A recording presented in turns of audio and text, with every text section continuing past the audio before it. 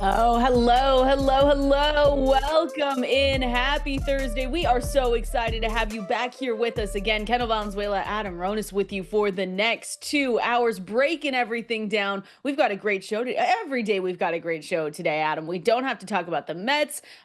We can talk about the Mariners. We can talk about everything else, but we will also talk fantasy football here. We've got our favorite picks and fades from each round. We're talking with Ian Hartitz today as well, because we've got the Flex 1QB online draft today that's going to be covered right here on Sirius XM. It's a great day. How you doing? Yeah, I'm glad that we're talking fantasy football today. Yeah, no, I no need baseball that. for you. I No know. baseball. Yeah. Is I'm it trying. scary though that now you have to now you only have the season to look forward to from the Cowboys as one of your teams? Like that doesn't Well, feel what's the next great. sport after that? Basketball, hockey? Yeah. Basketball. There you go. So I got Jerry who's your Jones basketball talking team? about how he loves to make drama, as if we didn't know that, which Yeah, shows come on, priority Jerry. is not winning. So Yeah, he had some wild quotes yesterday. Well, he always does. it's Yeah. always it has to be so it's disappointing. Like the I, whole Micah Parsons thing is like to come out and say that he expects him to be out there week 1 when you're in the thick of not only just like a contract dispute, but just things that have been said over the past couple of weeks in off season. It's just again mind-blowing. Mind-blowing. they usually always pay their star players. They just wait till the last minute. We'll see if that happens again, but. Yeah, like I've always said, thank goodness for fantasy sports and sports betting, because my teams just are disappointing. To say the least. Who's your are you a Knicks fan?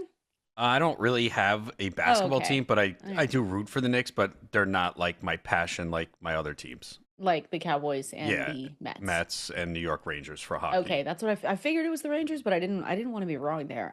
That's why we have But I'll be fantasy rooting for your football. Mariners, just not this weekend. Hey, But I it might don't not know. matter. It might not matter. Secretly, will you maybe be rooting for the Mariners this weekend? No, Send me like a good job text or something. No, all right. That's nah, fine. just leave me alone. Oh, I know my limits with you, and I would not text you if the Mariners when the Mariners beat the Mets. Okay. I'll leave it till Monday, and we can talk about it then. They lost last night though to the Orioles. They've got a big game today. Yeah, it's actually this 8 afternoon.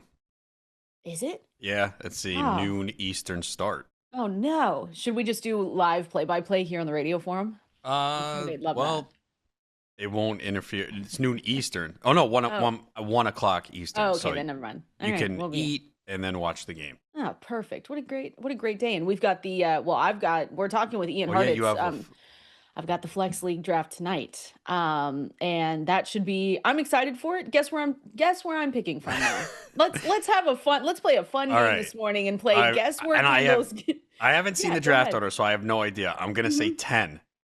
Oh no, that would be amazing. And reminder, this is 14 people. Oh, so 12. No, worse. 13?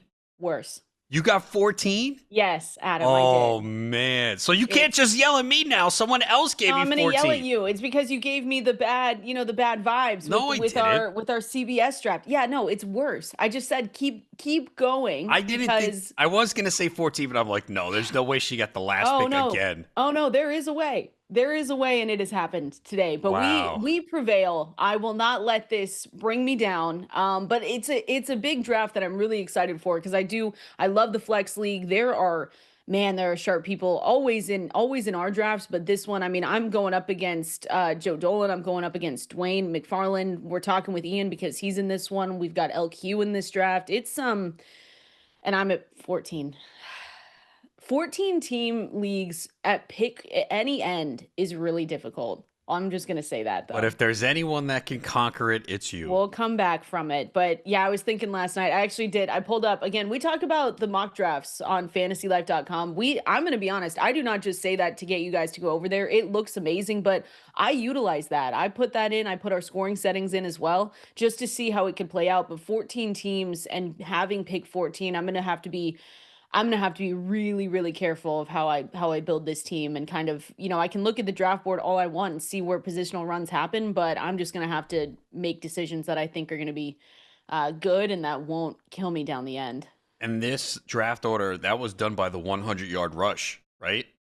Yeah, it was like an online thing, Yeah. right? It's Yeah. basically where they have all the participants in a race that you see. Yeah. So you What were are we last. doing? And my person was You the wa- slowest. And you wouldn't have finished last among that group. I Oh, think you can beat Are a you lot kidding? of them. I I know could beat that. you in a race. No, you can't. That's what my ego tells me. Yes, No, I I don't can. think so. The only problem is I'm short. So going up against like an Ian or a Dwayne, I'd maybe be a few steps behind, but I wouldn't be 14th. I know you wouldn't be 14th. I don't even know the rest of the group, and I could already I'm know that. sad. I'm not sad, but it's yeah, 14. It just gets worse. Do you have If any I other leagues with draft orders done yet? Not yet, but I'm getting a little bit nervous here, Adam. Yeah. I'm getting a little bit nervous that this might be the theme of the season because sometimes it just happens like that. You know, you told me you haven't gotten outside of the first what 5 picks And right my now, 4. so yeah, for oh yeah, Fishbowl, I was 3 or 4. The Flex League draft, I was 3. No, 4. The host league, I was 5.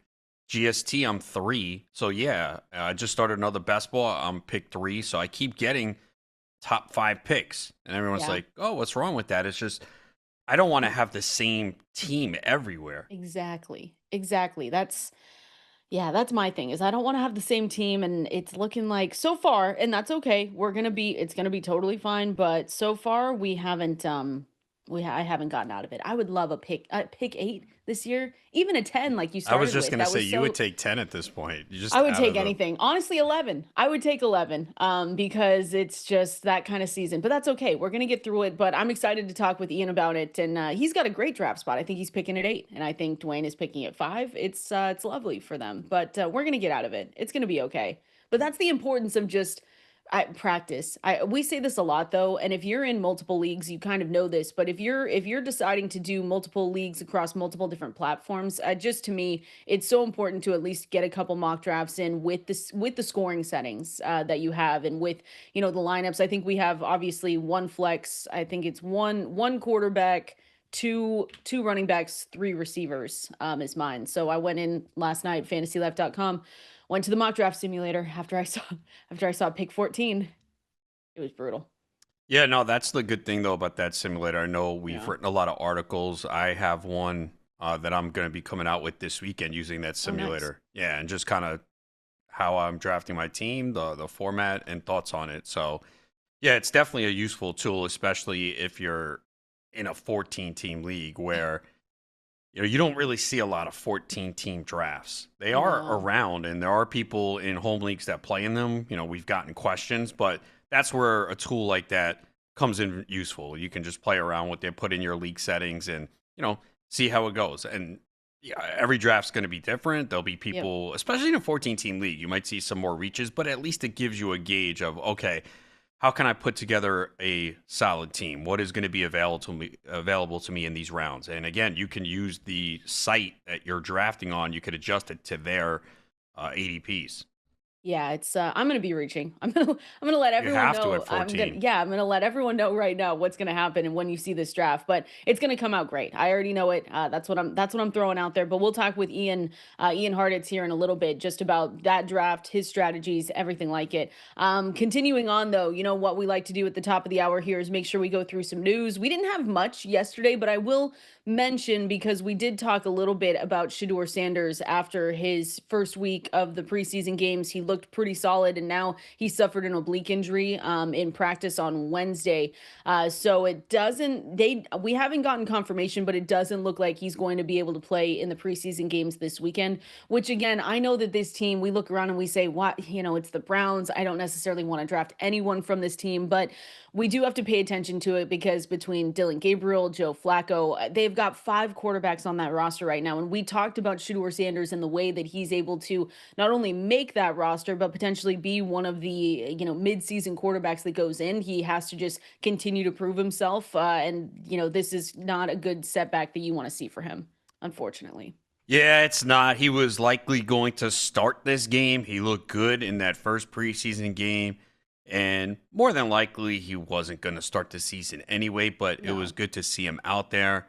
And now, unlikely to play. And we'll see a lot of Tyler Huntley, it looks like. They're hoping Dylan Gabriel will be healthy enough to play. Pickett is still out with a hamstring injury, so they might have to get a 6th quarterback. Jeez. Could you imagine? They can't do Uh, that. Just keep them all on the side. It's fine. I just at what point, Adam, I know we like to be optimistic, and I was looking through my rankings last night and I was like, okay, I was making sure that all the running backs were in a different spot and updating everything. But at what point do we look at a David Njoku or even a Jerry Judy? I don't think people are super high on Jerry Judy, but David Njoku, he's inside most people's top 10 tight ends. Jerry Judy went from, we saw it, just a guy. He was able to have a good season once Deshaun Watson wasn't in there. It's really the backfield, I feel like, that we talk about the most because it's Dylan Sampson right now, Jerome Ford. Quinshon Judkins is still unsigned. At this point, I think we are both comfortable, or at least I'm comfortable saying, don't walk away with him in drafts. It feels, even if he comes back, the more I've read about this, Adam, the more likely it is that even if he does sign, they say he's playing in 2025, he's probably going to face a suspension. And it just seems like something you don't want a part of because he hasn't been at training camp. He hasn't gotten, into the playbook or anything, gotten acclimated with the team. He hasn't been out there. So to me, when I look at this team, though, sometimes I sit around and I don't have a ton of David Njoku shares, and I don't think I'm really nervous about it either, about that burning me. I can't, I don't know if I could see the path. Yeah, I actually do have some Browns players. I do have some Njoku. I took him the other night in the Beat Adam Ronis League. Again, it was late. Tight ends tend to fall in that league outside of the elite. And yeah, there is definitely some risk. We know how good he is when he gets targeted and he catches the football. Again, with Flacco out there, you feel fine about it. Even though, again, he was not great last year, but he can, he'll sit back there, he'll throw the football. But the likelihood is he's not going to be the quarterback all year. So that is the issue. And yeah, I mean, there are people who are just very worried. I do think Dylan Sampson, though, is someone that you can take right now. I mean, he's gone up, but nothing crazy yet. You still can get him in the double-digit round. So I'll take him. As far as Judkins, I completely agree. I have no desire to take him. I don't care how far he falls. It just makes no sense at this point. He has not been with the team. He has no contract, and it doesn't look like there's any resolution around the corner. So why would you take him at this point? Like, I don't care what round it is. Yeah, a lot of these picks, sometimes in the double-digit rounds, we will be cutting, but I want to do my best to get a player that can stick on the roster the entire season. So, yeah, I want no part of Judkins. I think I have him too high, and I think I have him in the 70s. You know what? That's so funny that you say that. I went into my rankings last night, and I did the exact same thing because I was looking around because I was like, we still, you have to keep him at a range where, like, okay, if he does come back, if he gets whatever 4-game suspension, you keep that in the back of your mind with your rankings. But I moved him down even more last night. Where do I have him in a range where it's just doesn't. I think I have him at 65. Yeah, that's still maybe too high at this point. I know. Because you just don't want anyone to draft. I mean, depending on the league, a lot of people might not even be dipping it in that range, but you never know. There are people that do play in drafts with 20 rounds. So, yeah, there's been nothing positive at all. So, no. It's just we talk about maybe taking or looking at situations where we say a player's coming in, and this is just a different situation than a Jordan Addison, than a Rashee Rice, where we expect the suspensions because we've seen them. We know who they are with their teams. Quinshon Judkins, we talk about how important training camp is and just kind of getting to be around your teammates and learning the playbook. He hasn't been there. Having the outside stuff going on is going to obviously be a distraction. So yeah, I'm going to be okay having 0% exposure to him and more Dylan Sampson. I think the Dylan Sampson conversation is interesting too, because yes, Jerome Ford is there. We've talked about that, and I've sprinkled in a little bit of Jerome Ford just in case. But Dylan Sampson, I was reading from Dwayne McFarland, and he threw out, why couldn't Dylan Sampson, now this is big, be this year's Bucky Irving, where we look at a guy that's going way later in drafts that, you look at the backfield situation and you say, okay, is there a chance for him to emerge out of this backfield? But he right now, to me, Dylan Sampson is an RB4. He has RB2 upside, and where he's going in drafts, he's almost become a priority for me because he hasn't moved necessarily as much as I thought he would over the last couple of weeks.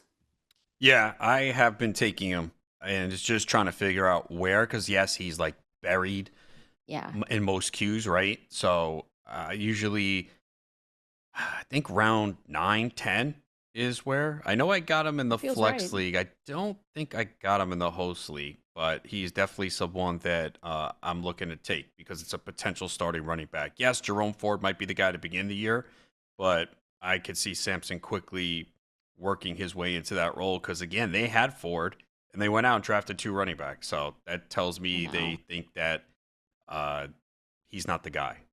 I wanted it to kind of be Jerome Ford season, but it lasted like what, a month? Not even, didn't even last a month. So Dylan Sampson, just to give some clarity here, he goes pick 161 on ESPN, 157 on Sleeper, 129 on Yahoo, 152 on CBS. And it's not to say reach for him because, like you said, Adam, he's buried down. He's buried down the ADP list. You're going to have to scroll a little bit, but I think in the range that, again, in the range that he's going, he gives you RB2 upside, and it's, we're not saying he's the next Bucky Irving, but it is an interesting question to pose when we always look for those guys in the later rounds. Who's this year's Jaden Daniels, who we can wait for at quarterback? Who's this year's Bucky Irving? I think obviously the talent and the situation is way worse than Bucky Irving and what he was in last season. But it's a good note to just remember Dylan Sampson when you're in those drafts, looking for those late round rookies that we always talk about wanting a little bit more of. He could be good. He could be good. Yeah, Could be I would exciting. expect him to keep rising as well. I think it's Aren't you surprised he isn't there yet, though? yes, I am. Yeah, though that has to change. I think it will change because it just doesn't make any sense at this point. I think Yeah, I I'm just looking. took him in a Giraffe Kings basketball round 12 or 13. Wow, really? Yeah. Even on Underdog, he goes pick 135. I figured he would be inside or right around the top 100. So again, use it to your advantage. It's just someone that, again, it might start off a little bit slow. It's, again, not the best offense that we're probably going to see in the NFL this season, but Samson does have all the traits to be able to pay off that ADP, and that's always what we look for in those ranges. We're going to continue on. I see that we've got phone calls coming in as well, so make sure you keep calling us here, 888-963-2682, or you can press that new call-in button on the Sirius XM app. We're going to do a target and a fade from each round, starting with the first 5. Yes, we do have fades in the first round. We're going to give you those names that you might not think that we're going to say here, coming up next. Kendall, Valenzuela, Adam, Ronis with you right here on this Thursday. Appreciate the phone calls. We are absolutely going to get to you all here today, and appreciate everyone sending us. We've got some questions over there on X as well, so you can send those messages at kvalenzuela17, at Adam Ronis, if you have any questions or just comments, concerns. I saw one from Joey, and I appreciate you listening in, Joey, every single season, but asked, does Fantasy Life Site have the NFFC ADPs on the site to use? Looking to subscribe to tier 2. We absolutely do have the NFFC ADPs on the website, so you guys should all go there because that's the tool that, at least for me, Adam, I always have that tool up when we are in the show. But it is my favorite because you can see the ADP draft boards, and you can see across all platforms, ESPN, FFPC, Guillotine, CBS. It's all right there. So when you guys go to check out, though, use that code SXM20. That gets you 20% off any tier 1 or tier 2 subscription. So appreciate you again, Joey, listening in and looking at that tier 2 subscription, because that is the absolute way to go. We're going to get into, Adam, a target and a fade from each round. I think this is always a fun way to look at, how where guys are going, where their ADPs are at, and who we're comfortable taking where. And so I'm going to be, where do you want to go from? You want ESPN? You want Sleeper? You want Yahoo? What's the best way for us to do this so everyone can That's true. Yeah, we have to be on be the in the same same page. range? Yeah, you want Sleeper? I feel like maybe, Okay, or you could do that. They Yahoo? they seem to be so I'm working on an article now Mhm. that, gives you basically the differences where we're trying to find gaps between the fantasy life ranking consensus and the ADP on Sleeper. There's they're pretty sharp. There's not a Oh lot of yeah. Oh massive yeah. gaps. Like ESPN, I could probably write an article that will take a week or 2 weeks to write. But I was going through, I was like, wow, they're pretty sharp. Like there's not massive. Obviously found some, and that article will be out Mhm. this weekend. Nice. So you want to do Sleeper Yeah, let's do or that. Yahoo? Let's do Okay. Sleeper. Let's do Sleeper. And, this is, again, a target and a fade from each round that we're looking at. So I think for me, a target that I've tried to get, Adam, but sometimes I'm not able to because of where I've been drafting every single time this season. But Malik Nabers is going pick 11 on in the first round when we're looking at Sleeper ADPs. For me, again, I think that this is a target every single time with an ADP, like I said, there at 11. What he was able to do last season when he had quarterbacks like Tommy DeVito, Drew Lock. We forget that he was playing with Tim Boyle at one point, and he was just a young receiver. And again, he's still a young receiver, but coming in, I do think that it is, no matter how we look at it, an upgrade with Russell Wilson there. How long he's in there is the big question. They've got Jameis Winston in the middle there, and then eventually I believe they're going to go to Jackson Dart, but I think he's my favorite pick so far in round one when we're looking at sleeper ADP. I agree, but I'll go somewhat different so we just Let's don't do have it. the same. But yeah, Neighbors at 11 is a steal there. So I'll go CD Lamb at 6.8. Nice. I see him being third or fourth off the board. I mean, people forget what he did 2 years ago when he had a healthy Dak. So that would be the guy for me. I mean, he had 1,749 yards, 135 receptions, and 12 touchdowns 2 years ago. And last year, yeah, the numbers weren't as good. Why? Dak Prescott missed a good portion of the season. He still had over 100 catches, almost 1,200 yards, and 6 touchdowns, and missed the last few games of the season. He played in 15 games, sat out the last three. So, yeah, it's just an offense that's going to pass a lot. So, CeeDee Lamb at 6 even is still a bargain Yeah. at It 6.8. I agree. I agree that that is a bargain as well. A fade in the first round is always a fun kind of activity that you have to put your mind to. Because I was originally thinking maybe I want to say Amon-Ra St. Brown, and maybe I will. But he's going in with the seventh pick on sleeper, and I am actually going to change it to Puka Nakua because that's my fade right now. He's going at the ninth pick, but I will say Amon-Ra St. Brown was in the mix there for a second.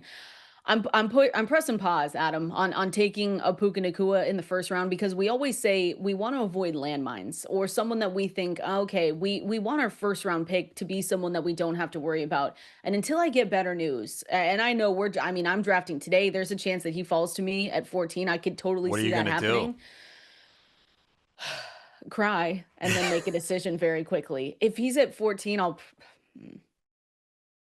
I don't know. Don't put that out there. He's going to Okay. be Well, we'll gone. find out when we're on the Well, we're clock. gonna find out very quickly.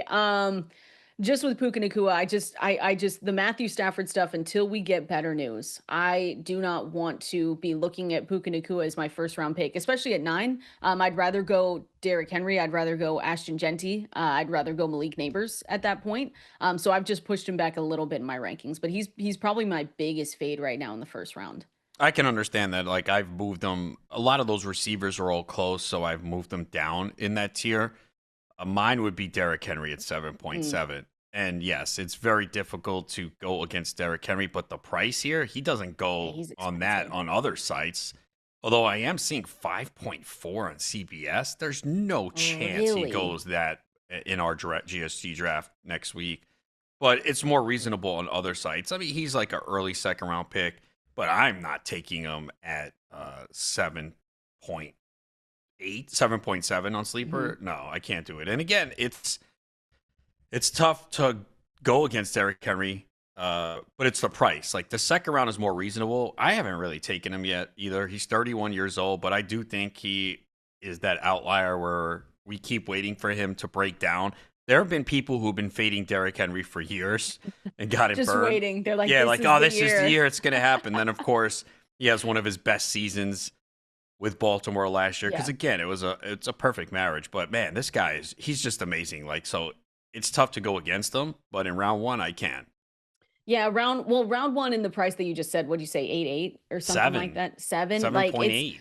listen, it was his fifth 19 plus point per game performance in the last 6 seasons last year in 2024. He averaged a career high 2.4 yards before contact, and we knew that the partnership with Lamar Jackson and just overall the Baltimore Ravens it was going to be a great marriage. But again, at that price, I will say I've taken him, not at that price, but I've taken him later in drafts at the turn. Way more comfortable with it, but yeah, right there in the middle, I don't get to pick in the middle, Adam. We are banished to the first 5 picks in the last 4. So, I understand that though. Don't hate the player, hate the ADP, and that feels like where we're at with Derrick Henry in that first round.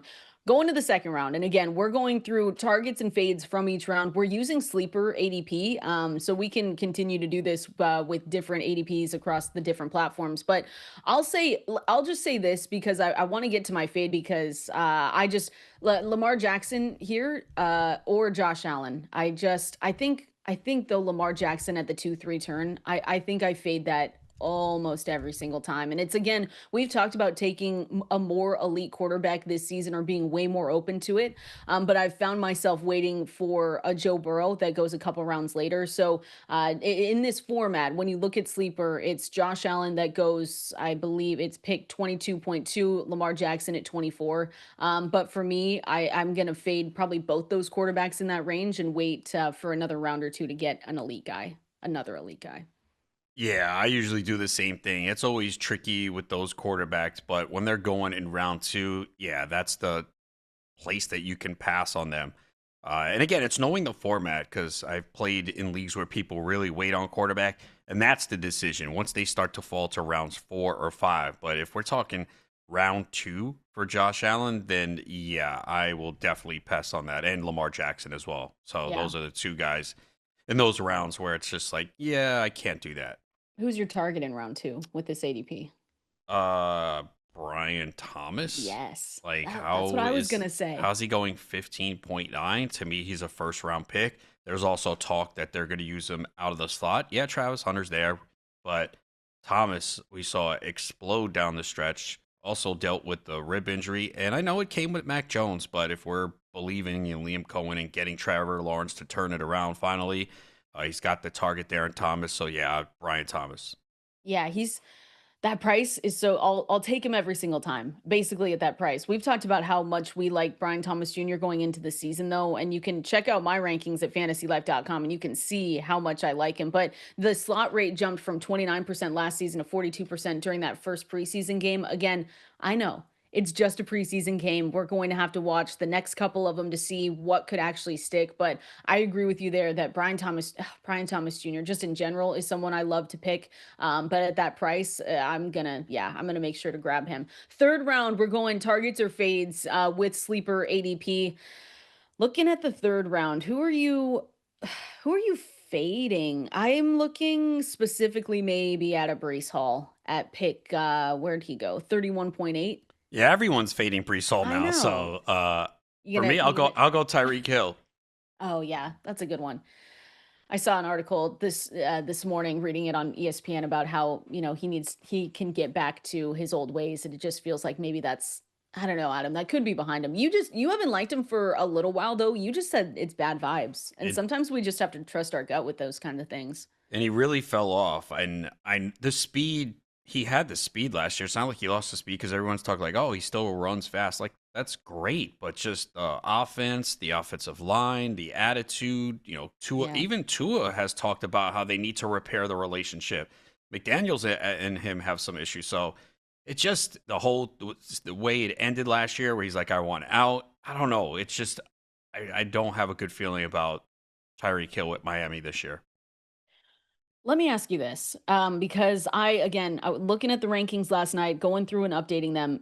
Is there a chance that we're overvaluing Lad McConkey this season? Or do you think I've seen him start to, depending on what sites you're looking at, and across our fantasy life rankings, he's consensus wide receiver 11, which is where I have him as well. But reading and seeing people change either their rankings or him maybe, fade a little bit in ADP. I'm curious if you believe that really the Keenan Allen signing, them bringing in a few more weapons in Trey Harris, and the conversations we have around Justin Fields, like, do you think he's a little overvalued this season, or do you think he's right where he needs to be?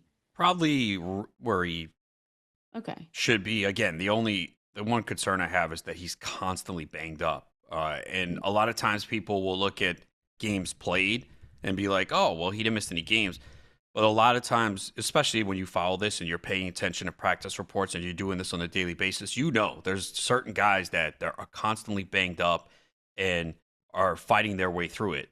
That means if it happens again the next year, there could be missed games. Now, he only missed one game last year, but he had a few injuries, and same thing back in college at Georgia. So that would be my concern for him. The Keenan Allen addition, I don't think is going to hurt him. They're already talking about that. McConkey's still going to play mainly in the slot, and even if he Okay. does get moved outside, I think he could win from there as well. But he had 112 targets last year. That's not a lot for a guy that you're taking in that round. Yeah, and I guess that's the only thing I think about because McConkey, I mean, he was fantasy's wide receiver 11 after week 8 last season, finished 7th in yards per route run as well, which is huge. So we know what he was able to give us as a rookie, and he really did excel. And you want to see him, like you said, most of the work in the slot going into 2025. But yeah, I've seen a little bit of back and forth on Keenan Allen and what that means. Trey Harris coming in, but I agree. I've been taking him. That's not to say that he's been one of my fades, especially in where he goes in this draft. I'm comfortable Late with the second. price. Yeah, Yeah, late late second second, round. 2-3 turn. I think he's the CBS most. 37. What the Yeah, I hell? was just gonna say 20. So this is actually where he's the most expensive is sleeper and underdog. And then he goes pick 33 on ESPN, pick 23 on Yahoo. And yeah, 37. I'll get him at 37 on CBS. We've got a draft next week. I'll do it.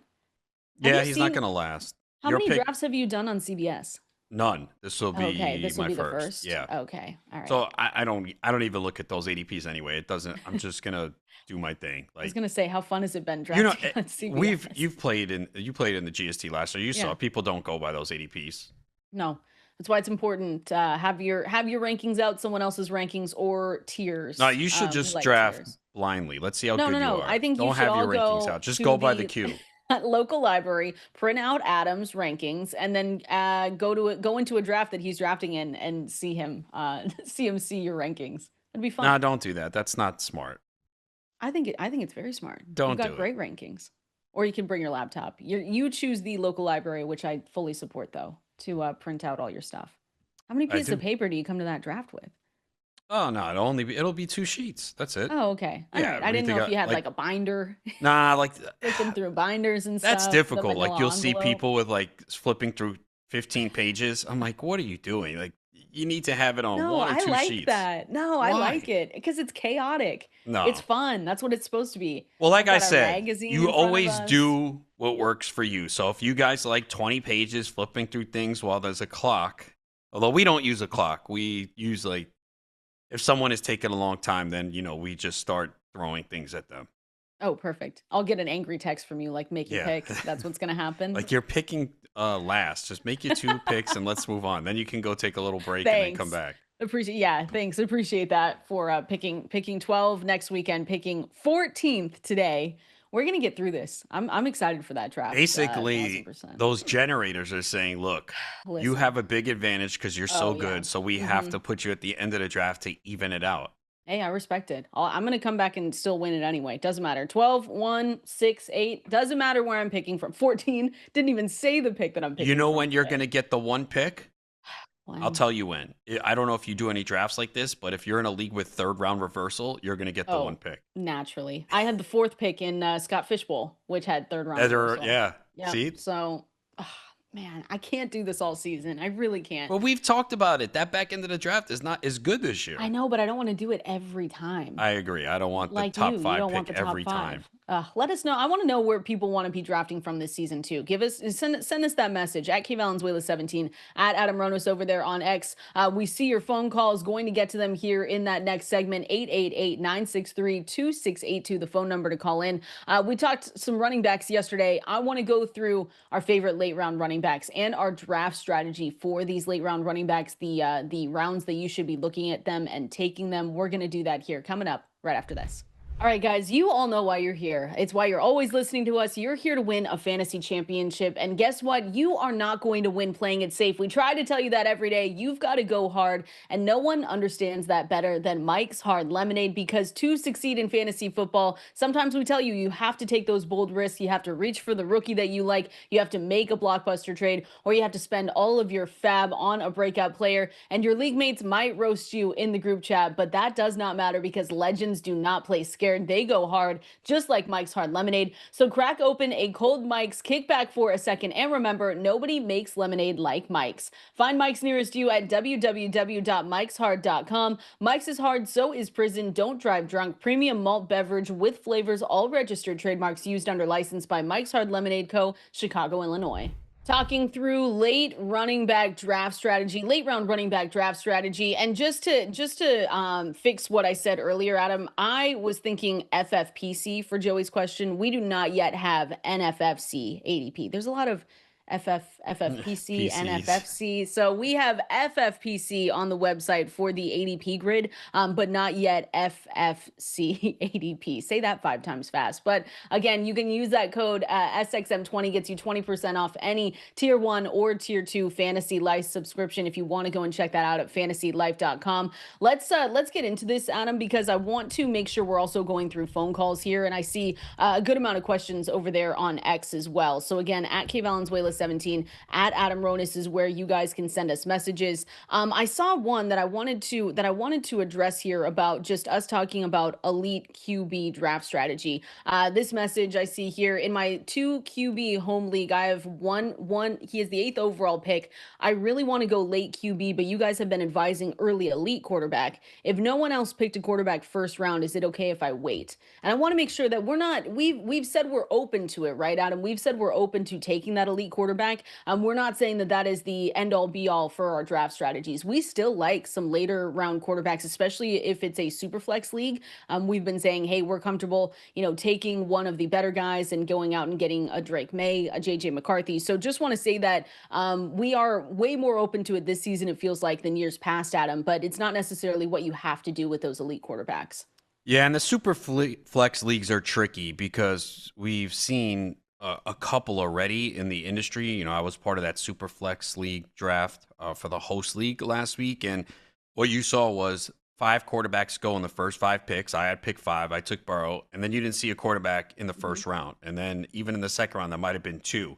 So I don't believe that's going to be in a typical home league, because people are just going to panic at the quarterback position and feel, oh, I have to get 1 in the first round. I have to get 2 in the first 3 rounds. So you really do have to play the draft board. And especially if you're picking at the end of round 1, you could see, okay, those 5 elite quarterbacks are going to go. Yeah. If everyone else starts to wait on the quarterback position, you can do the same. You don't have to get one in the first round.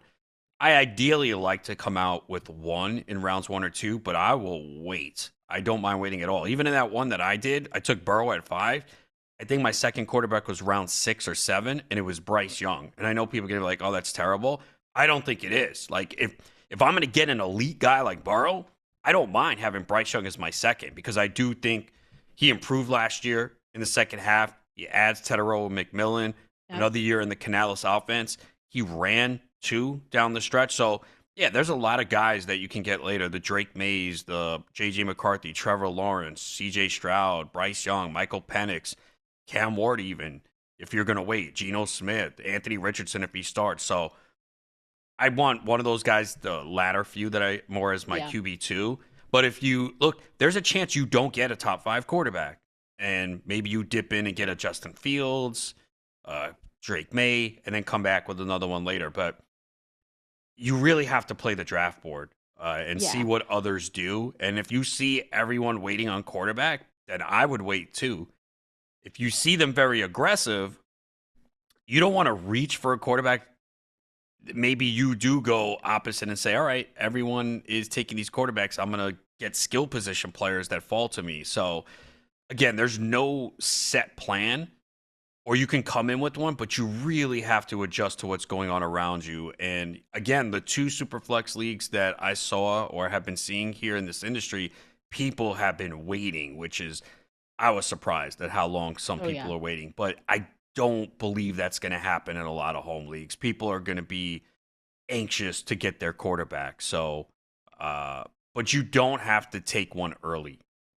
No, especially with the 8th pick, like Jason was saying he has. I don't think that a Joe Burrow is going to fall that far. So then, I don't want to take Mahomes there or Baker. I don't either. I'm not doing it because I would rather wait. Right. So if it's 8, get it. Yeah. So say 5 quarterbacks go, then Jamar Chase, and then Barkley or Bijan. Now Yeah. you got CeeDee Lamb, Jefferson, Bijan Gibbs. I would take one of them. I wouldn't take the quarterback there. And then on the second round, when it comes back, I would go, okay, what is here?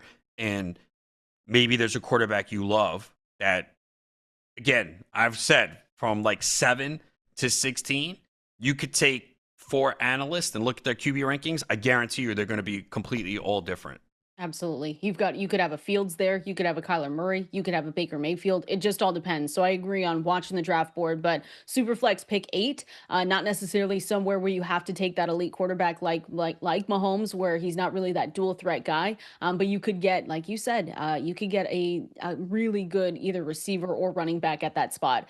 Adam, we've got breaking news Yes. for Okay. So Rashee you see Rice. it too. I see it too. But we're going to do the tease of the century and say, if you want to know the update for Rashee Rice and his suspension, you're going to hang on. We're going to talk about it next. We've got an update here, Adam, that we have to get into, and I'm sure it'll flow into the Fantasy Life water cooler segment. But Rashee Rice is expected to have his disciplinary hearing with the NFL on Tuesday. Not next Tuesday, not the Tuesday after that, Adam. It's Tuesday, September 30th in New York. Per Adam Schefter, this means that Rashee Rice now is likely to be able to play the first 4 weeks of the season before any potential discipline is imposed for his role in that Dallas multi-car crash from 2024. With originally hearing this, Adam, our first thoughts are this isn't the best case for fantasy football. Because if you have a hearing in September on September 30th, you said that puts him at week 4, Yeah, 5. so the week 4 Yeah. would be in the books. Monday, September 29th ends week 4. So this would be Tuesday entering week 5. So he would be eligible to play the first 4 games of the season, which are the Chargers, Eagles, Giants, and Ravens. The other thing is he's coming off injury now. He has looked really good Hmm. in what we've seen in practice and their reports, but any player coming off an injury, you'd be like, oh, okay, cool. He'll get some extra time to recover, assuming the suspension was 4 games. Remember, it also could be It could be 6. 6. It could even be 8, right? It's possible. The reports are it's in around 4. Some people believe, well, this is more severe, that maybe it's 6. So again, we don't know for sure. But ideally, now I just drafted him on Monday in the Beat Adam Ronis League. I would rather have the suspension to start the year because Agreed. you have every team available to you the first 4 weeks. No one is on bye. It's much easier at that point to replace him.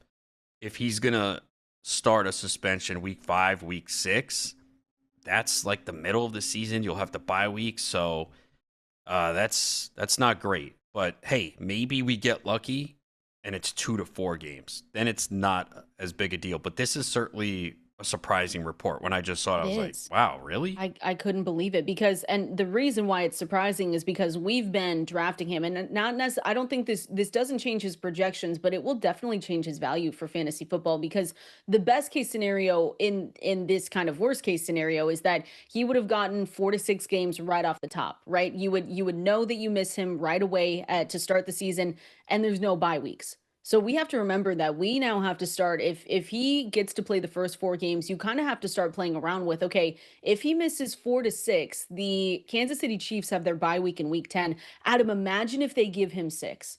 Like, let's just imagine if they give him 6. So he would miss not only, the first October game, but really with that bye week, he wouldn't be back till week 12 if they gave him 6. Yeah, it would be, and that's real late in the year. I mean, you're Yeah. basically a couple of weeks and then your fantasy playoffs. So that would be a huge blow. So you also have to remember, too, in the beginning of the year, injuries do happen. But again, you're prepared for it. Everyone's available. There's no bye weeks. You're going to get even more injuries in the middle of the season. And then you have a guy taking up a spot on your bench where you know he's out for an extended period of time. So I would think based on this, you might start to see him drop a little bit because Is again, it's much easier. Hey, first 4 games of the year, okay, cool, because you'll have plenty of options to replace him with. I want to know, and again, this is just speculation. This is me thinking out loud, and we're going to try and get someone on the phone here to talk through this. But is there a chance that he's not suspended this season? I don't know I the don't legal know. situation, but Yeah. I would say it's possible. And especially since Travis Kelce's on the team and Taylor Swift was on his Would you podcast, they stop? might say, hey, this Get is the out of last here. ride for Travis Kelce.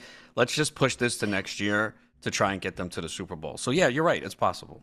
Whatever. You're so funny. I know you listened to that podcast last night too. This is I huge. saw some clips of it. The thing was Uh-huh. like, what, 2 hours? It was. I wasn't it sitting was a there. You think long- I'm listening to that for 2 hours? I know you listened for No 2 way. hours. You had your popcorn out. You were waiting. No. You were all cuddled up on the couch with a blanket. I know what you were doing. So I did listen to some of it. I don't really Did know her you? that well. I thought she came off well.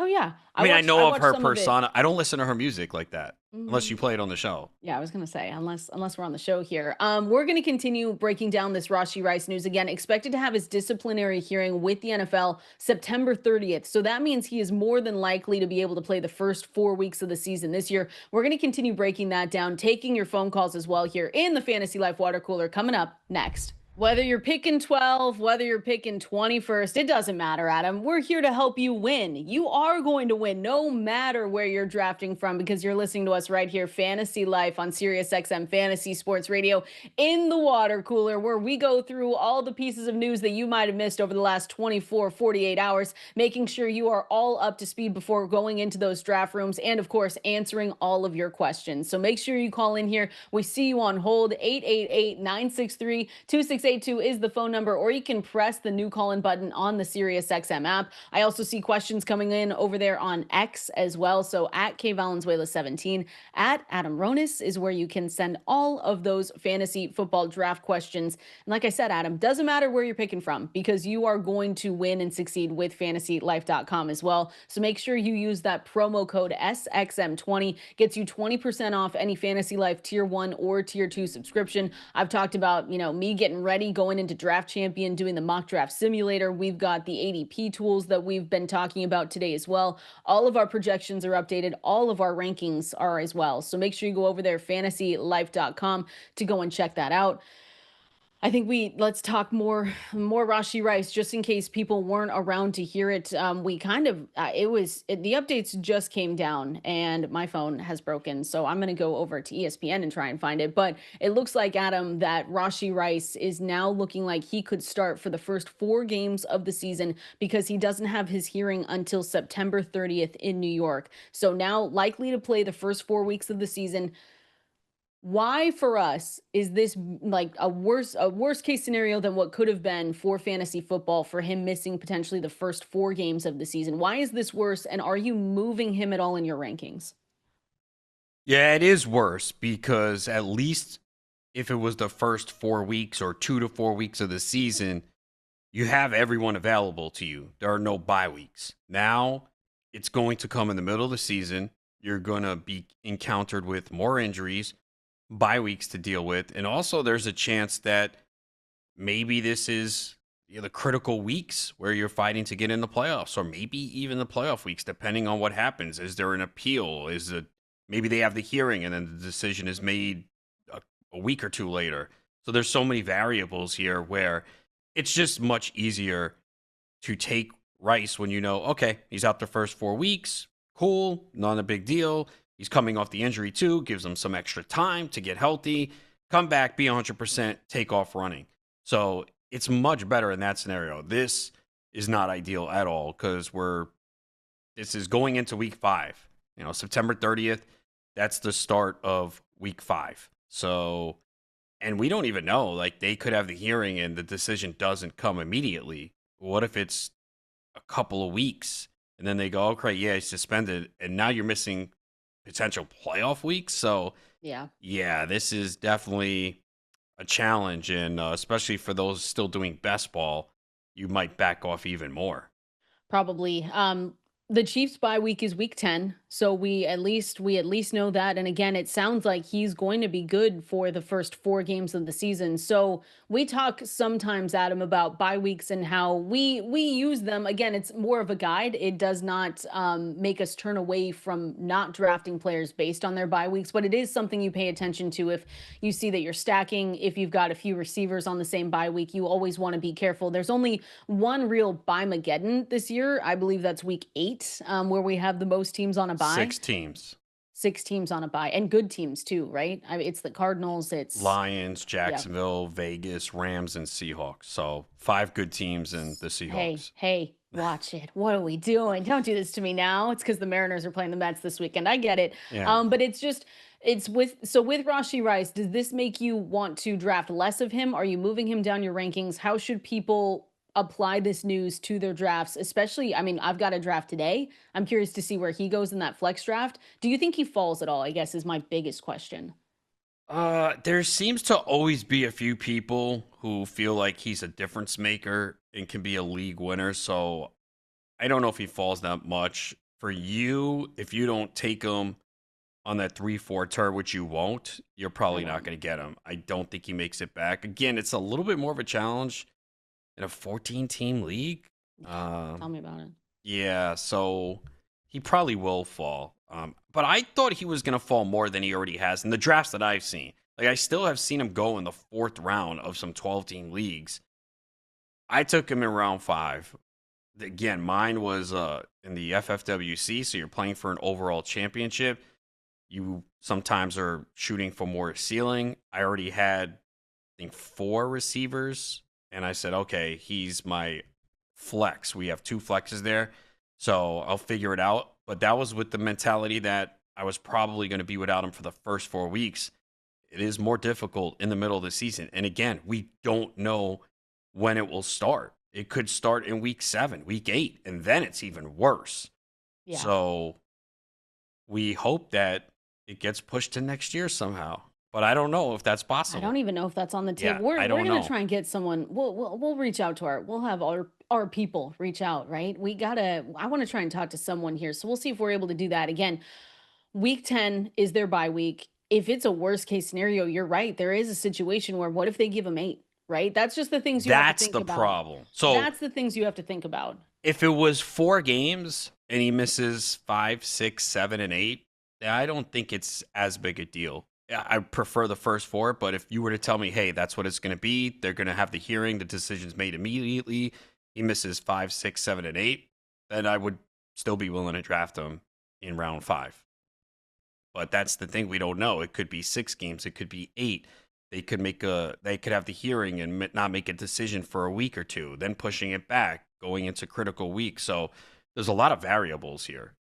I think if you're drafting Rashee Rice, it's what we always say is that you if you are drafting right now, and it's kind of been the same if you've been drafting him over the last couple of weeks, you just make sure you're taking someone. Maybe you go back to back wide receiver, Adam, but you need to make sure you have someone in that spot. Probably more than likely now without the same bye week because that could hurt you a little bit with that week 10 bye week, but just making sure that you have another receiver in there that is not a risky necessarily pick. You don't, someone coming off of an injury. We know that Jordan Addison is only, his is only 3 games now, so we kind of have that. There is a chance now, maybe Jordan Addison with the price that he's at, you say, okay, I'm going to do Rashee Rice, get Jordan Addison as well, because right now that seems less risky because Jordan Addison has the first 3 games and that's already known.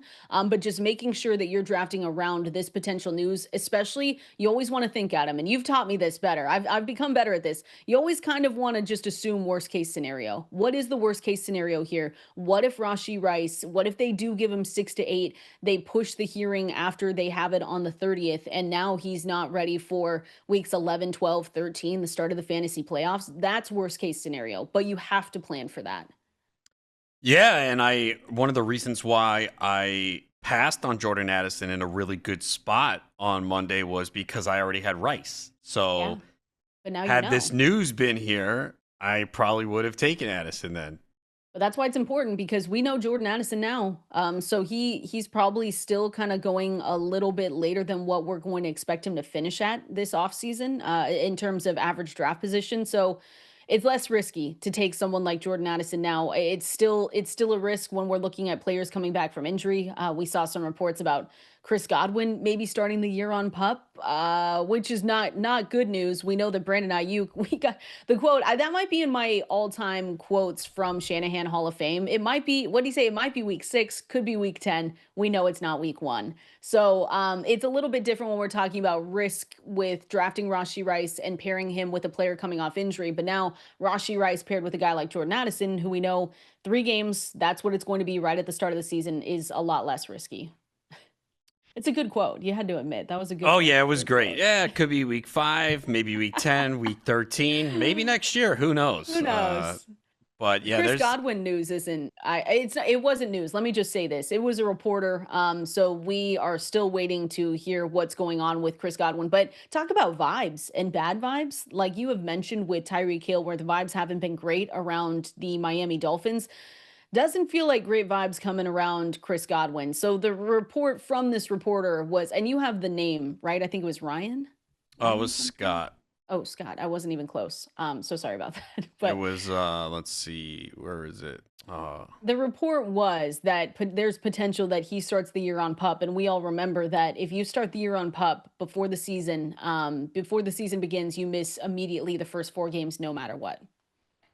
Again, yeah, I mean, there was a report like a week and a half ago too, when Dan Graziano of ESPN was doing like training camp updates on teams, and his column, it says the Bucs aren't counting out Godwin for week 1, but they believe there's a chance he can miss a couple games at the start of the season. So he kind of first mentioned this around August 4th, and then report came out today. It's again a reporter speculating that he would be stunned if Godwin doesn't start the year on PUP. So from the Pewter report.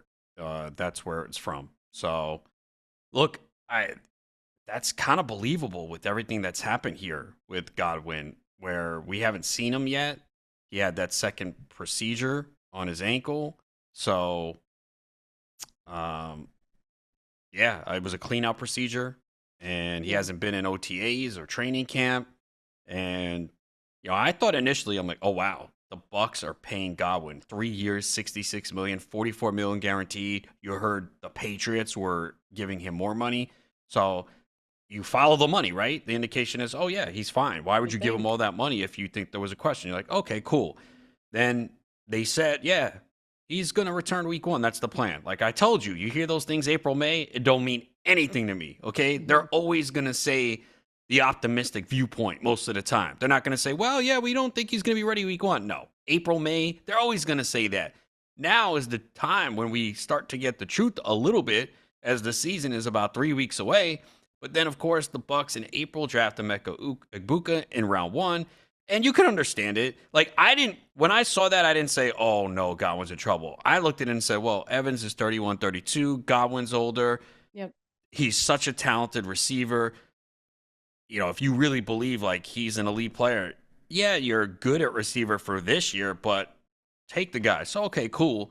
Then you hear the clean out procedure and all this other stuff. So I haven't been drafting Godwin. He's been lower in my rankings because, again, it just doesn't seem like he's going to be ready for the start of the season. So I don't think this should come as a surprise. No.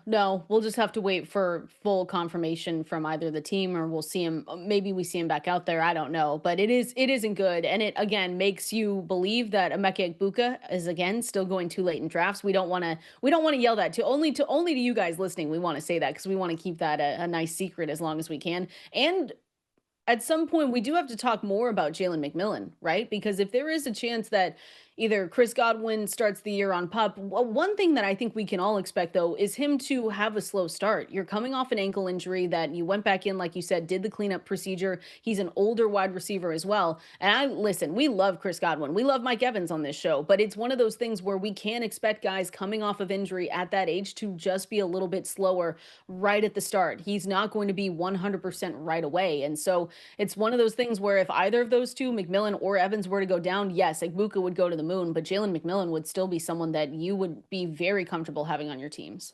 Yeah, the immediate response is, oh, Egbuka, but I think it's already been priced in. I mean, he's moved up an insane amount. Like, it's going to be tough to maybe get him. He might be priced out. I'm interested to see where he goes in your draft tonight. Like I told you, Maybe I'll take him at the 14th pick. Yeah, you should do that. You said you were gonna reach. There you go. And you'll be like the first. You'll be the headliner. You'll have all the attention. I know you like the attention, so do it. I don't think he's. I actually don't. I don't think he's that expensive right now. Igbuka? Well, I mean, depending on round. the platform. Well, 128. Pick 128. Well, those. Okay, yes. See, I don't know if those are accurate though. Well, they're accurate when you're going into a draft in the next couple of days. And but see, you can't go by that, because if you go by those ADPs and you want Igbuka, you're not getting them, because there's someone in there like me that don't care and is going to take them. So that's what I'm saying, is that you're going to have to scroll down, but he's in these drafts. I mean, it's really only Underdog, which those drafts are stopping in a couple weeks, because it's you draft it and forget it. That's the thing with Underdog, like all of our drafts, but those are ending in a couple weeks. But he's picked 68 on Underdog. But if you're going into a sleeper draft, 109, ESPN 128, CBS 122. That's not going to happen though. Like, no, you'll see, you have to take him earlier than that. But I'm saying you do in your draft tonight. He's gonna go. It's 14 teams. He's gonna go in round 5 or 6. There's no question about it. Maybe 4, to be totally honest. Well, yeah, if he could, because that's with 14, maybe I would say definitely 5. I mean, you could take him to end round 4 if you want to. Yeah. Oh no, you would be beginning of round 4. So why not? that would be. No? That would be 43. You're willing to do that? I don't think you are. No, not for the content, not for the people, but maybe later. Let's take some phone calls here before we get to Ian Hartitz, the one and only. I'm excited to talk to him about Rashee Rice and his thoughts. But let's go out to the phone lines now, though. Let's go out to Sam in Wisconsin. Sam, what do you got for us? Hi, thanks for taking my call. You may have answered this in the last segment. I'm in a 12-team half-point PPR. I'm keeping Drake London and Cortland Sutton, and I've got the number 1 pick in the draft, and I think I'm just going to go all in and take what's his name from Cincinnati? Chase. Pick. Sorry, yeah. I lost my thought. Thank you. Sorry.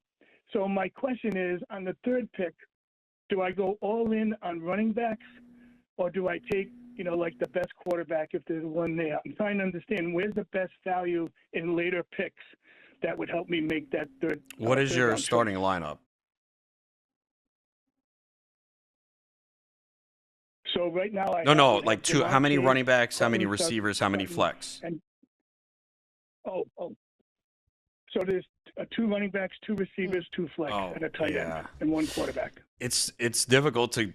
Yeah, you're probably looking at quarterback or running back. Probably running back. Because now you already have 2 receivers and a flex spot filled, so it's really difficult to go wide receiver there at that point, because it would be a bench spot. So yeah, you're probably looking more than likely running back, depending what's unavailable. But that's not a bad spot. I like that start, because he's got London, he's got the 1st pick, so you're going to get Jamar Chase, and then Cortland Sutton we've talked about there with that flex spot. I agree though, running back with that 3rd pick is probably the way to go, because we talk about positionally, you want to make sure that you're either following the board or you have a little bit of an advantage. And we talked about those running back tiers yesterday, Adam, and how it dries up quickly, like some of the talent and the tier breaks that we have. So running back there sounds right. That'll be good. I like that team. Great. Awesome. Thank you very much. Of course, Sam. Appreciate you calling in. Let's continue on here. Let's go to Ryan in New York. Ryan, what do you got for us?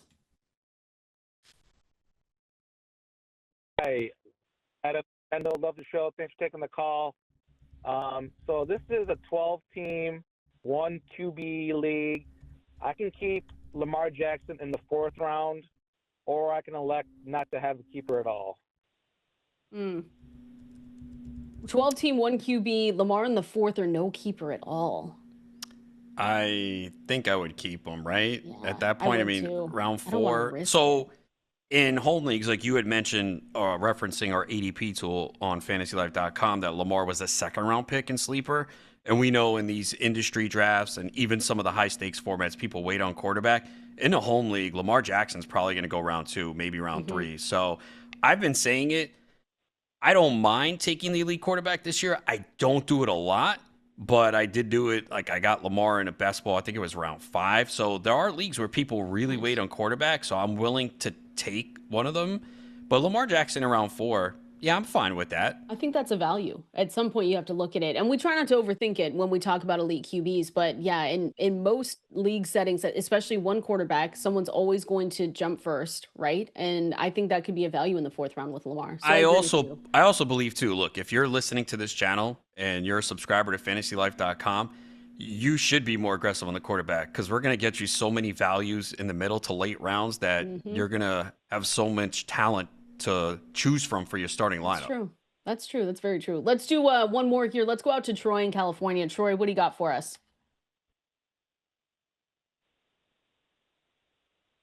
Hey, so appreciate y'all taking the call. So I'm in a 12-man league. This is my first time doing fantasy. I got the 11th pick.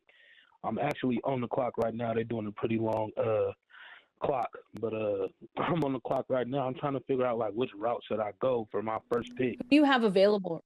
Who do you have available right now, Troy? Because is this dynasty or is this redraft? Right now available is Ashton Genty, Brock Bowers, Puka Nacua. Okay. Yeah, you've got a few.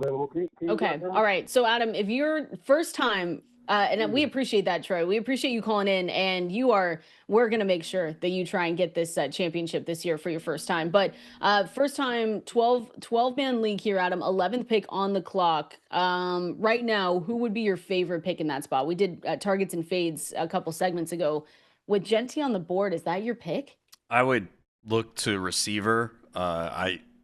He didn't mention probably everyone available, but someone like Malik Nabers, Brian Thomas, St. Brown, Drake London. That's what I would be looking at. Yeah, Nico. Drake London is available. Oh, then probably Drake. And Nico and Puka. Oh, so Nico Collins is available, Puka Nacua is available, and Drake London. Yeah, it would be London or Nico for me. I think it'd be Nico for me. Not you? You'd go London? Yeah, no, I'm fine with either guy. Yeah, I would go Nico Collins if he's still there, because I think that's a good value. Appreciate you, Troy. Keep us updated too. I want to hear about this new league that you're in. I appreciate everyone calling in. Make sure you continue that 888-963-2682, the phone number to call in. We get to talk with the one and only Ian Hartitz coming into the show. We're going to ask him about Rashee Rice, talk to him about this flex league where he does have a very nice draft pick at him.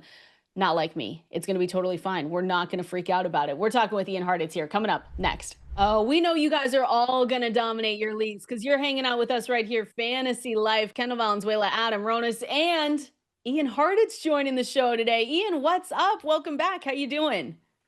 Great day to be great, fam. Enjoyed the last segment, helping the people's fantasy life show, if you will, right? Exactly. That's what we're here for. We're here for everyone, especially to win their fantasy leagues. And except today, Ian, because I'm trying to beat you in the flex league that we've got going on. So Fantasy Sports Radio, by the way, is covering this flex draft. So the fantasy league of experts, as we like to call it. So Ian and I are participating in it tonight. Same with Dwayne McFarland as well. We're all in the same one, and that's at 8 Eastern on the Football Diehards. So make sure you guys all check it out. Again, 8 Eastern on the Football Diehards. So your approach to this, Ian, we've got 14 teams. Kind of want to talk, you don't have to give me all of the strategies, but it is always interesting when we go into drafts like this, where it is with a ton of, experts, as we like to call ourselves, but 14 team where we're getting all the same information. We've got, rankings all over the place. How do you go into drafts like this? What are you looking for tonight? Gotta be like water, let it come to you, of course. Not trying to go in with any singular strategy, but yeah, K-Dog, we got the rough end of the stick here. I'm not sure who Dwayne had to pay to get the 102 spot, but I'm sitting there at 111. You're at the turn there 114. So again, it is funny once you actually start getting into even rounds 8 and 9 in a 14-team league, it's going to be drying up fast. So I'm just going to really try to not get too left behind, I would say, at any positions here. Unlikely, I would say, to be going into those early round QB tight end streets, knowing some of the value, and also just knowing the reality that in what should be a sharper room, I don't think people are going to be double or triple tapping those positions. So still plenty of elite onesies late. And honestly, Kendall, I think it's just going to be a situation where likely, hopefully I get, a Nico Collins or a Brian Thomas Jr. to start, and then turn my attention to hopefully getting the Ashton Genty or Devon Achane coming back early parts of round 2. So man can dream. We'll see how it plays out. How does it feel when you're drafting with Dwayne McFarland, who you guys know each other very well, do a lot of shows? Kendall, same thing. So you guys really know your likes, dislikes. Does that make you become a little bit more aggressive? Like, okay, Dwayne really likes this guy. I want to wait another round. Will you push that guy up and take him knowing this? I couldn't be less scared of Dwayne. Once those lights turn on, he just shrivels up in the moment. You talk about guys that just can't handle pressure, and Dwayne McFarland's nickname is going to be right next Will you to say that. the same about Kendall? No, K-Dog and I here. are cool. I would never say that about Miss Kendall. But no, in all seriousness, I mean, look, at this point with him going 102 and me going 111, I think we're so far apart that it's not really going to matter. But hey, there will be situations, and I've certainly done this in mock drafts. I've done it to Kendall as well with Cam Scatterbo. Like, I know some of these guys that Dwayne's going to want, and a lot of them are going to end up being rookies. So Dylan Sampson, Travis Hunter, I mean, he was just releasing, I believe, on Twitter the other day, his most drafted players, and like 8 out of the 10 of them were rookies. So rookie fever in the air. Not surprises from the creator of the rookie supermodel over at fantasylife.com. So I would just say, if anything, I'll be trying to get Sampson or Hunter a little bit ahead of Dwayne, because I do like to make him mad from time to time. I don't know. We like it too, because then we get to see the tweets that he sends you and how mad he is. But you guys can all listen again. This is tonight at 8 Eastern on the Football Diehards. It's going to be the flex drafts, the Fantasy League of Experts. Ian's going to be in it, myself, Dwayne McFarland, a lot of good people in that draft. Ian, we've got a format of 1 quarterback, 2 running back, 3 wide receivers, a flex, 6 bench spots, and 5 IR spots. So when we're looking at this, we've gotten a lot of questions over the last couple of weeks just about formats and how you look into drafts. You always want to go in with some kind of a plan, but we have to be comfortable enough to just throw that out the window, probably by the 2nd or 3rd round. But when you look at a format like this, 3 wide receiver, 1 flex, what's been the way that you've liked to draft this offseason? What's kind of been the strategy with either, the elite quarterbacks, the 2 running backs? How do you like to go about it? First of all, can we just admit that only having 1 flex spot for a league literally called flex is a little bit lame? Come on, Jake Seeley. Those are rookie numbers, man. Let's get a 2nd or 3rd flex in here. But I will say with the 3 wide receivers, it's just a situation where you don't want to get too far left behind there. And I do think in tiebreakers early, you should be leaning towards the receivers. So again, round 4, Amarian Hampton, Kenneth Walker, we'll see if they can get there in terms of this 14-team league. That throws a bit of a wrench into things. But normally my strategy has more so been trying to get 2 running backs inside these first 4 rounds, probably one, inside the top 2 or 3, whether it's Chase Brown, Bucky Irving, whoever you want it to be, one of those top 12 guys. I've identified, I believe, again, KW3 and Hampton as those round 4 values. So if I can get those 2 running backs early, likely 2 wide receivers as well, that really allows you to actually go ahead and just take advantage of some of these sleeper, Yahoo, ESPN, wherever you're playing, the mid-round wide receiver ADP. Because guys, I mean, Xavier Worthy is going in round 5. We got George Pickens in round 6. Calvin Ridley in round 7 in this economy. I want to have all my darts basically ready to be throwing at those wide receivers and hopefully be done with the position more or less with 5 or 6 guys by the time round 8 or 9 is coming around. So handcuff RBs late. I do think the discrepancy between, the low end QB1s and honestly the mid-tier QB2s, not big enough for me to be taking guys like Bo Nix, 3-4 rounds ahead of other dudes like Jordan Love or Drake May. So again, not against necessarily taking the elite quarterback or tight end if the board falls that way. If I'm going to, more so Hurts and Kittle in round 4. But yeah, I would say, just kind of long story short, with the 3 wide receivers, I want to have 5 or 6 of them by the time round 9 comes around. Yeah, seems ideal. That's how I've been going about my drafts as well. Playing a lot of leagues that start 3 receivers, so you have to get them pretty early. We had the news just a little while ago about Rashee Rice that he is now likely to play the first 4 games of the season. We'll have a hearing with the NFL September 30th. That's to begin week 5. How have you approached Rice before this? How is this changing now? What are your immediate reaction to this? Is he someone that you're now moving down the rankings because of this news? I had him at I think I updated after we basically got word that the expectation was the 4 or 6 game suspension. He was more this low end wide receiver 3 for me, kind of wide receiver 35, 36 area. And I was telling myself maybe that's a little bit too low and we got to move him up. But at this point, I'm probably just going to hold pat with it because this really, guys, is not good. I mean, this is the Ezekiel Elliott back in 2018, I think it was, suspension, where you're not going to have the benefit of having no guys on bye weeks to worry about. I mean, we are going to actively be dealing with a mid-season suspension here. as we're trying to, again, make that playoff push. So hopefully his knee is fully good to go. I know he's been practicing and stuff, but that was the other side of the thing. It was like, all right, well, he's going to have this early season suspension. He should be at full health as soon as he's back ready to go. Now, even that's not exactly guaranteed out here. So Rashee Rice is someone where, again, if he does end up falling to one of these, later round 9, round 10 situations, I can get behind that risk there, because at that point you already have your starting lineup set up anyway. But man, that's going to be tough for me to be clicking him ahead of guys like the Pickens, like the Ridleys of the world, who are actively able to help me the entire season. So I will say Galaxy brain, kind of like Always Sunny Charlie meme, kind of with all the stuff going on. What if we go ahead and draft, say, screw team chemistry out here, okay? We get Rashee Rice and Jordan Addison. We can use Rice during Addison's suspension and then Addison during Rice's. I mean, does that make sense? We said. That's what we said. We were like, well, now it's way less risky to take Jordan Addison because we at least know he's getting 3 right off the top in the first 3 games. So, Ian, last one before you go, because again, everyone's going to be listening to the flex draft coverage that you guys can find right here at 8 Eastern on the Football Diehards. How have you been approaching other players that are either coming off a potential suspension? We just mentioned Jordan Addison, but more so the guys that we still have question marks about their injury status. A lot of people are getting into drafts right now. You've got Brandon Ayuk. Shanahan said it's either week 5, week 10. It's not week 1. You've got Godwin. There are rumors going around that he's going to start the year on PUP. Quinshon Judkins hasn't even signed his rookie contract, let alone do we even think that he's going to play in 2025. So your approach to players that are coming in with injuries as opposed to players maybe being injury prone, you wrote a great article about that when you were talking through ESPN draft strategy. But what has been your approach to some of those guys? Appreciate that. But yeah, honestly, in this draft, I'm going to be content to let someone else draft basically all 3. And that's the thing with Judkins. I think people are finally realizing it, but you can talk about potential 6-game suspension, this or that. He's literally not signed to a team. So we have no idea what this is going to be, really an unprecedented situation. So as I noted in that ESPN article, though, Yahoo's Scott Pianowski has a great quote saying, injuries will find your fantasy team during the season. You don't have to go looking for them in the draft. So that's really where I'm at with it. Again, actively injured and being allegedly injury prone, 2 entirely different things. I can get behind the idea like where someone like Christian McCaffrey is a bit more injury prone, if you will, than someone like Ashton Genty, given the wear and tear and age and previous injuries and all that. But it's not this 10 out of 10 and 0 out of 10 sort of thing.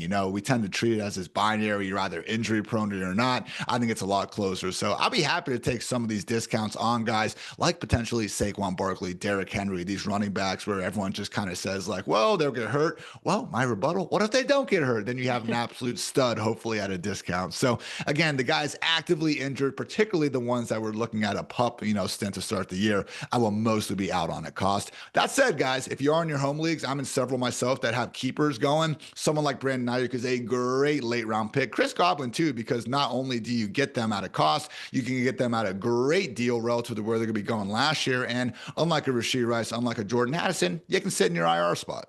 Exactly. The IR spots make it way different, Ian, too. Like we've got IR spots tonight, so it makes it a little bit less risky because you just don't have to waste it. You don't have to waste a bench spot, but in most leagues, we don't usually have that many. So you have to be careful with who you put in there. But we appreciate you hanging out with us here tonight. I'll see you in the draft room again. Fantasy Sports Radio right here. We're covering the flex draft. So that is the Fantasy League of Experts. Ian Hartitz, myself, Dwayne McFarland, all of us are going to be in the same draft tonight, 8 Eastern on the Football Diehards. We'll see you in there, Ian. Appreciate it. Appreciate you guys. Cody and FantasyLife.com. Oh yeah, Cody and Ian. FantasyLife.com, 20% off. Make sure you use that. We're going to keep going here. We are talking cloaked identities. This is fun. This is fun, Adam. We've got a new segment here, cloaked identities. I'm going to go through 3 players. You do not know who these players are. I'm going to give you some stats. I'm going to see if you can guess who they are. And then we're going to break them down for if we are drafting or not drafting them in fantasy football for 2025. We're going to go through cloaked identities presented by Cloaked coming up next.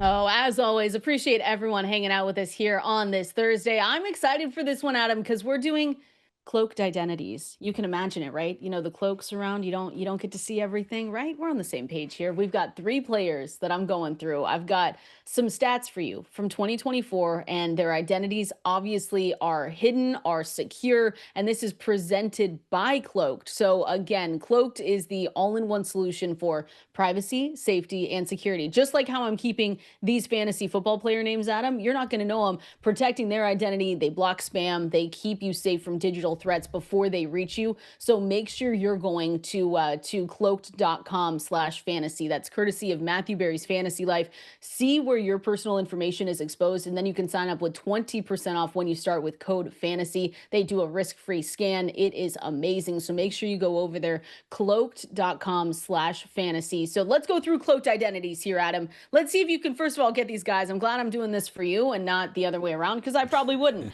So let's go through identity number one. Cloaked identity number one. In 2024, for this cloaked identity, led all running backs with 300 plus snaps in targets per route run with 28%. All right, so that's the first one. Then led all running backs in utilization score with a 93. Then threw out the first pitch for an MLB team that's not in his home team state or even region of the country. Who would you guess that number one identity is? So the first pitch is what got me the answer. I would have said, without that, if you just gave me the other two, I would have said Bijan Robinson. Okay. Bijan Robinson. But I know that Alvin Kamara threw out the first pitch for the Cubs. How did you know that? I saw it. I mean, come on, it's baseball. I follow that stuff. So that's the only reason why I got it. I didn't get it from the football stuff. Good job. It is Alvin Kamara. Great job. Wow, that was impressive. I love that the thing that tipped you off, though, was the throwing the baseball at the Cubs game. That's actually impressive. Alvin Kamara, I actually, funny enough, with this name, wasn't intentional, but last night I kind of moved him down my rankings a little bit. I want to know your expectations, because this feels very split. Every year we kind of say, wow, Alvin Kamara every single year seems like he's being a little bit disrespected, always finishes inside that top 10, top 12, whatever way you look at it. But right now, how are you seeing him? Because right now, for me, it's a mid-range RB2. He obviously has RB1 upside, but the Saints offense, they would have to surprise us, right? They didn't look good last week. We haven't heard great things out of training camp. And so to me, I get nervous if that team is not good down the stretch. Why continue putting him out there at his age? You know, what if they decide to just pull him because they're just losing games? Look, his appeal is PPR. Catching a ton of passes. They're going to play from behind. He could catch 5, 6, 7 passes. But for me, I am avoiding. He's 30 years old, missed multiple games the last few seasons. It's a bad offense. He has 23 total touchdowns the last 3 seasons. So you're probably not going to get much in this offense. There's also the chance that as it gets late in the season, we saw last year, they shut him down late, right? They gave him the money. They're like, we're out of it. We'll sit you out these final few games. So I have not been drafting him. Let's go through cloaked identity number 2, presented by Cloaked here. So these are, we're just trying to keep their identity safe here, Adam. So for this, I'll give you this. It's a receiver for this one. So was third among all receivers in air yards per game with 106.8. Second clue was that he was wide receiver 13 from weeks 9 to 17 with 17.7 PPR fantasy points per game. And the last clue right now is that he is currently going wide receiver 25 on ESPN. He's got an ADP around 70. If I asked you which receiver this was for the cloaked identity, who would you think? So the receiver weeks 9 to 17 gives me an idea of who it could be, and then the ADP range. So it's 2 guys for me, but I think the air yards leads me in one. So the 2 guys I'm thinking are Jamison Williams and Cortland Sutton. But I don't think the air yards were that high for Williams. So I'm going to go Sutton. Wow, you're really good at this game. We need like a clap kind of thing going on. That's good. Yes, it is Sutton. So Cortland.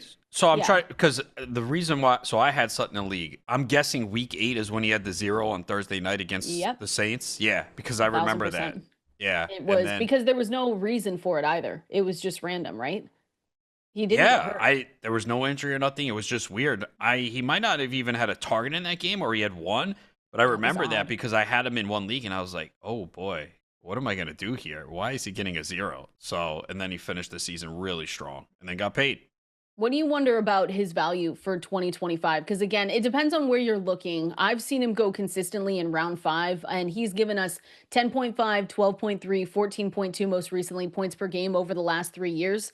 And he was a player that was much more involved in the offense last season. It's the yards per route run that we always talk about that's not necessarily up to wide receiver 1 worthy, which kind of isn't what you expect when you look at some of the first downs, some of the targets, the air yards that we just talked about. Touchdown upside too, or touchdown maybe dependent. I'm curious if you've been drafting him this season. I don't have a lot, and it's not because I don't like him. It's just he goes in a range of a lot of other receivers I like too. So I'm definitely willing to draft him. It just depends on what other receivers are on the board. That's a range, the area where he goes, where there's a lot of receivers I like. Yeah, I agree. I actually looked, and I have a couple of him in best ball for underdog, but that's about it. And again, it just depends on where you're drafting. I don't necessarily hate his prices, especially on ESPN. He goes pick 70. In most leagues, though, you're probably not going to see him. Sleeper, Yahoo, 70 is an easy CBS. draft, but that's Yes, not going to everywhere happen in a lot of else, leagues. He'll be like exactly. 4th, 5th round pick in competitive leagues. Yeah, and like you said, I do like some of the other guys around him. There's DJ Moore, George Pickens goes around him, Devontae Smith sometimes, and taking ahead of him, Calvin Ridley, who we've talked about, Jaylen Waddle, who maybe we expect better things. So there are some better receivers or receivers that I like personally more than him. But again, on underdog, I was okay taking him. We'll see. Bo Nix is supposed to step up, right? This offense is supposed to step up and be better. We'll see if they're able to do that. That was I liked that. You're good at that game, Adam, by the way. We should go to trivia. Sometimes, again, the Kamara one was the first pitch, so I didn't really get it from I'm still going to give you that. It's okay. We're going to go to trivia and we can make money that way as well. So that was Cloaked Identity. Again, Cloaked is the all-in-one solution. We talk about keeping these players private, making sure that Adam doesn't see who they were. That is what Cloaked is here to do for you, for privacy, safety, and security. Protects your identity, blocks spam, keeps you safe from those digital threats before they reach you. So make sure you go over there. It is cloaked.com/fantasy, courtesy of Matthew Berry's Fantasy Life. See where your personal information is exposed right now, and then you can sign up with 20% off with code FANTASY. Again, that's code FANTASY, and you can get started with Cloak's risk-free scan at cloak.com/fantasy. We're continuing on here. Let's get to some phone calls as well as talking through some ESPN fantasy draft strategy. We're going through it coming up next. We're going to be crushing this draft tonight. Again, it is the Flex League draft. I've got pick 14. No, I don't want to talk about it. It's totally fine. Ian Hartitz just joined us here to talk through his potential strategies as well. Dwayne McFarlane is in it and a lot of other really good people. So make sure you're coming back here, 8 p.m. Eastern. It is the Football Diehards coverage of the Flex Online draft with Bob Harris and Mike Dempsey. So again, that's 8 p.m. Eastern here to get that coverage. Coming up right after us, though, it's RotoWire Fantasy Sports Today with Jeff Erickson and Nick Whalen. So you've got a ton of great insight coming your way throughout the whole show, as always, right here on Sirius XM Fantasy Sports Radio. I love seeing the messages from people, Adam, at Valenzuela 17, at Adam Ronis, where they're just like, yeah, I'm in the same, in the same place as you. I've got, this really bad pick in this kind of league. I said, the one from Drew made me laugh. He said, I'm in a 14 team league with 18 roster spots, have pick 6. He said, good luck. I said, I'm jealous. We're jealous, but we got to take what we're given. Okay. Yeah, look, you can win from anywhere in the draft. It does make it a little bit more challenging when you're picking on the ends, because there might be a player that you really like that is not going to make it back, and sometimes you're going to take them a little bit earlier than their ADP if you really want them. So yeah, that's the challenging part. The other thing is too, especially in a 14-team league, if there's like a run on a quarterback or tight end position and all of them that you had lined up all go, that can make it difficult as well. So it's a challenge, but nothing that can't be conquered. Might have to go wide receiver, running back, wide receiver. Depends on where. It really depends on who's what's there. Because again, it's 3 wide receiver, 1 flex, 2 running back. You'll probably go 2 wide receivers. I might have to get out of my comfort zone and not do that, because we've talked about the running back drop off. Again, there's great talent later in the drafts for running backs. Wide receivers, there's also a talent drop off though. So, well, if McCaffrey is there, are you taking him? Yeah, at 14. Okay. Yeah, probably. I am guessing he will not be there. I don't think he'll be there either. With an experts draft, I don't think he's going to be there. So I guess the question would be, if Achane is there, would you take him as one of your running backs? Yes, but I wouldn't like it. Okay. Well, you're already starting off with not liking your team. Don't do that. I mean, I don't hate Brian Thomas Jr. or Achane. That is possible. I don't know. I feel like Thomas might be gone. You think? Yeah. You're right. Because Puka's slipping. See, Puka might slip what to you. You know what's going to happen? It's going to be Puka Nacua and Achane at the turn. I know for a fact that's what's going to happen. Well, you like Derrick Henry. Would you take him there? Yeah, I think I would. He'll be available. I think he'll be available. Yeah, he should be here. So it'll be fun. Again, everyone come and join us. Come and hang out with us. They're covering that draft live at 8 p.m. Eastern. And it's one of those things. Again, 14 teams. It should be fun.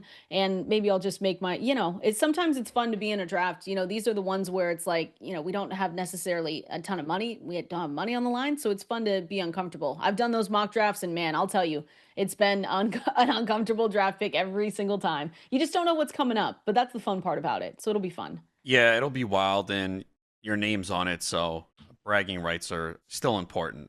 Prefer money. No, but we're gonna win. Yeah, if your name's on it, you want to I'll take bragging rights any day, but money as well. But we appreciate everyone hanging out with us here today. Make sure, as always, you go to fantasylife.com. That's where you can go check out that ADP draft boarding grid. You can check out all of our mock draft simulators, and you can input. That's the important part. Put in your league settings, everything like that, and customize it to what you're going to draft like in real life. Use that code SXM20, gets you 20% off any Fantasy Life Plus subscription. We're going to see you same time here tomorrow. Enjoy your Thursday.